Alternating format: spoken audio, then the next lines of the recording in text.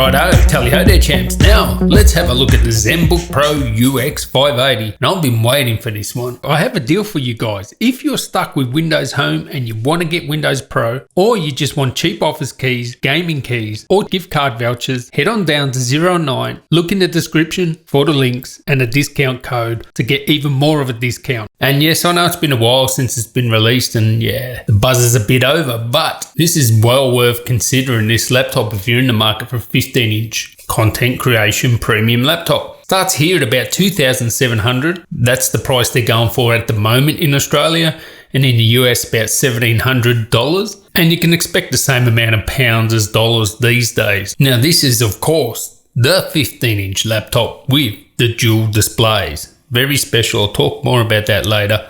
Much more useful than a touch bar, I can tell you that. So when it comes to specs, you can get up to an i9. But I would say i7 is the sweet spot, especially with the thermal constraints. This one here I have has a 6-core 8750H Intel CPU. It's a Coffee Lake CPU, 2.2 GHz, and can boost up to 3.9. 16 gigabytes RAM, and that's maximum. You cannot upgrade it. It's soldered in, unfortunately. Considering it's like a 15-inch laptop and it's 18.9 millimeters thick, I don't see why they soldered in the RAM. I'm not sure why they done that, but anyway, you can have up to a terabyte of storage here. NVMe has an M.2 slot, which you can upgrade. You have two display options, a 4K, 100% Adobe RGB display, and a full HD 100% sRGB Pantone certified out of the factory, also both touch. Now when you have a look at this thing, whoa, the finish on this is superb. They do the best machining finishing of any laptops. That starburst effect you get on the laptop with that circular machining is truly stunning. This blue one here has deep luster, and depending on which angle you look at it, it just looks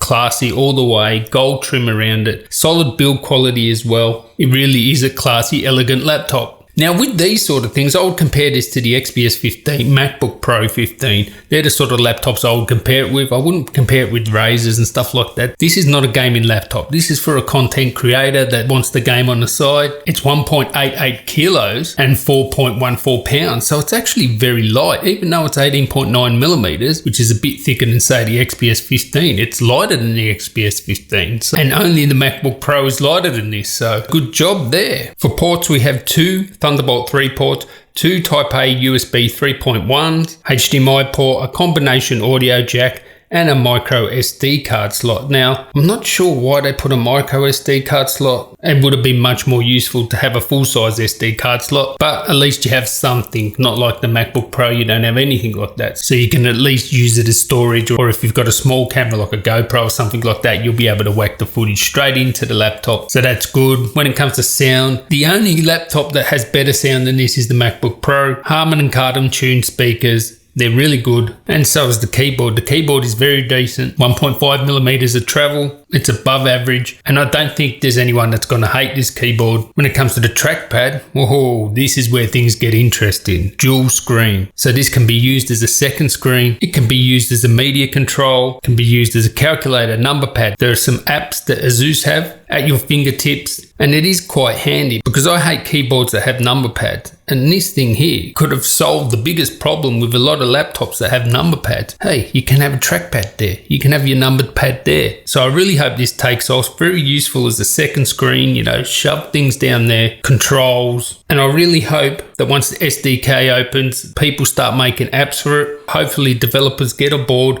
and start making some apps for it. I just love it as a calculator and number pad. That's freaking awesome. And a second screen. You know, I can watch a video down there and web surf. It's pretty cool. It's one of the most innovative things I've seen in quite some time. As I said, the two display options, 100% Adobe RGB 4K model. The one I have here is full HD display. Yes, indeed. It measures up with that 100% sRGB color gamut. Super color accurate. Touch display. Crisp. Vivid, nice contrast. It really is a cracking display, and it measured about 350 nits of brightness there. It has a 71 watt hour battery, which for a 15-inch isn't that big. Would like to send a bigger battery. I'm only getting around, 6 hours battery life with this, maybe a bit more. And I have the full HD model. Expect if you have the 4K, you're going to get even less than that. We're probably talking 4 or 5 hours. So in this case, I would go with the full HD myself. When it comes to performance, I have a gaming review, so check that out. This i7 will not throttle, but you got to remember this is the 2.2 gigahertz i7. If you have the i9, it will throttle because it can maintain the clock at around 2.6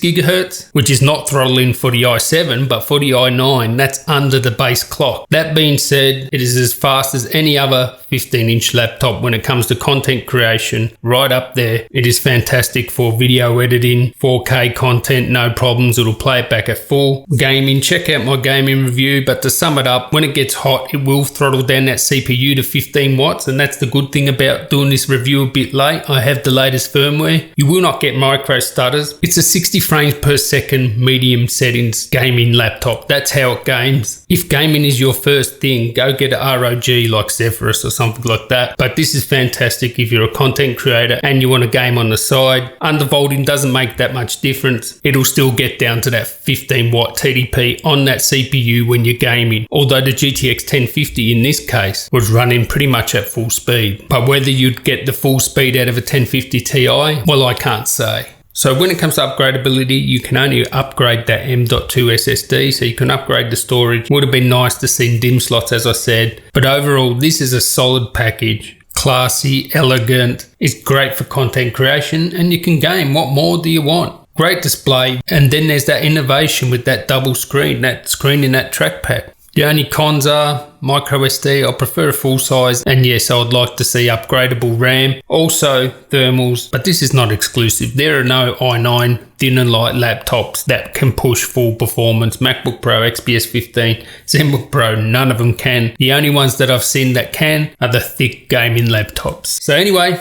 I'd like to thank you guys for watching. If you like this review, please give me a thumbs up, and until next time guys, tally ho.